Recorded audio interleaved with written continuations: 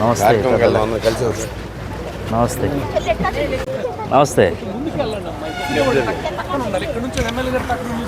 వద్దులే అమ్మా. ప్రాణవాయువు చెట్టే, గాలి లేకపోతే. కలెక్టర్ గారు అలాగే సంబంధిత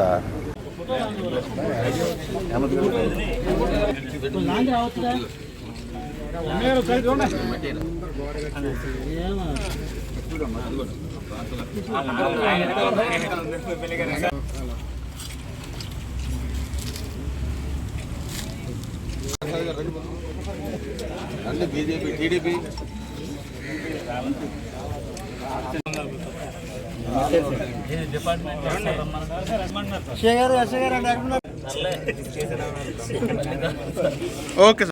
ఎన్డీఏ కూటమి ప్రభుత్వం వచ్చిన తర్వాత ఎన్ని మార్పులు చేర్పులు జరుగుతున్నాయి మీ అందరూ చూస్తూనే ఉన్నారు.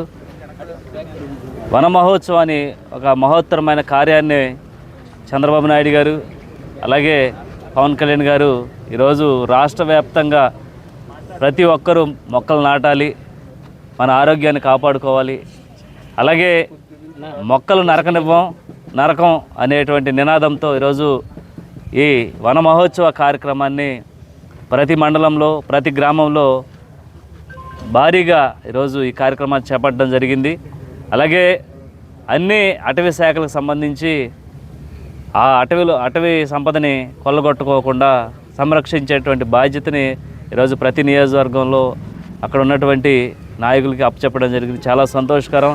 గత ప్రభుత్వ హయాంలో హెలికాప్టరు గాల్లో వెళ్తుంటే కింద మొక్కలు నరికేటువంటి పరిస్థితి, అలాగే సీఎం గారు గత జగన్మోహన్ రెడ్డి గారు రోడ్డు మీద వెళ్తున్నా కూడా పెద్ద పెద్ద వృక్షాలను కూడా నరికేసేటువంటి పరిస్థితి ఆ ప్రభుత్వంలో ఉంటే, ఈరోజు ఎన్డీఏ కూటమిలో ప్రతి ఒక్కరూ మొక్క నాటాలి, దాన్ని సంరక్షించాలి అనేటువంటి నినాదంతో మన ప్రభుత్వం ముందుకు వెళ్తుంది.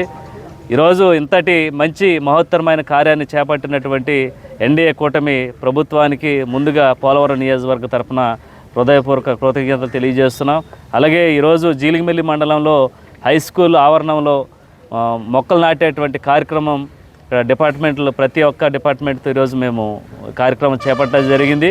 అలాగే ఇక్కడ ఈ మొక్కలకు సంబంధించి విద్యార్థులకి అలాగే మేము సూచనలు చేయడం జరిగింది. ప్రతి ఒక్కరు కూడా పర్యావరణాన్ని కాపాడాలంటే తప్పకుండా మొక్కలు నాటాలి, మనం ఆరోగ్యంగా ఉండాలంటే ఆ మొక్కలే మనకి రేపు శాశ్వతంగా మనకి మంచి ఆక్సిజన్ ఇచ్చి ఈరోజు మన ఆరోగ్యంగా ఉండేటువంటి పరిస్థితి ఏర్పడుతుంది. తప్పకుండా ప్రభుత్వం ఏదైతే మంచి నిర్ణయాలతో ముందుకు వెళ్తుందో ఆ నిర్ణయాలను మేము తప్పకుండా పాటిస్తున్నాం.